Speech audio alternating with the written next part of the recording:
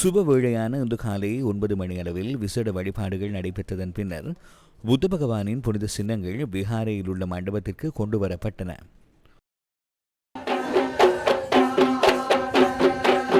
கூரகர ரஜமகா விஹாரையின் விஹாராதிபதி வத்ரகுமுரி தம்மரத்தன தேரரின் வழிகாட்டுதலுக்கு அமைய இந்த வழிபாடுகள் இடம்பெற்றன.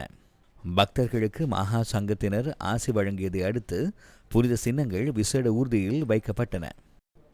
வரையறுக்கப்பட்ட கேபிட்டல் மகாராஜா குழுமத்தின் குழும பணிப்பாளர் SC வீரசேகர, சிரச டிவி பணிப்பாளர் தர்மஸ்ரீ பண்டார ஏகநாயக்க, மக்கள் தொடர்பாடல் பணிப்பாளர் பிரியந்த விஜயசிங்க உள்ளிட்டவர்கள் இதன்போது பிரசன்னமாக இருந்தனர்.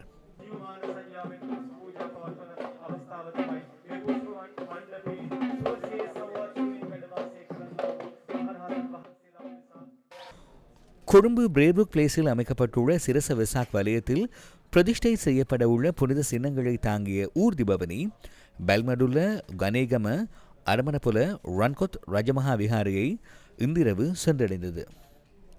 புத்த பகவானின் புனித சின்னங்களை தரிசிப்பதற்காக பெருந்திரளான பக்தர்கள் பிரதான வீதிகளின் இருமருங்கிலும் குழுமியிருந்தனர். பெல்மடுல்ல கனேகம அரமணபுல ரன்கொத் ரஜமஹா விஹாரையில் தர்மபோதனை நிகழ்வும் நடைபெற்றது. நாளை காலை மீண்டும் ஆரம்பமாகும் ஊர்தி பவனி அஹலியகொட விலேகொட நாகருக்காராமய விஹாரையை நாளை பிற்பகல் சென்றடைய உள்ளது. எதிர்வரும் 23ஆம் தேதி தொடக்கம் 26ஆம் தேதி சிரச வெசாக் வலயத்தில் பல்வேறு நிகழ்வுகள் ஏற்பாடு செய்யப்பட்டுள்ளமை குறிப்பிடத்தக்கதாகும்.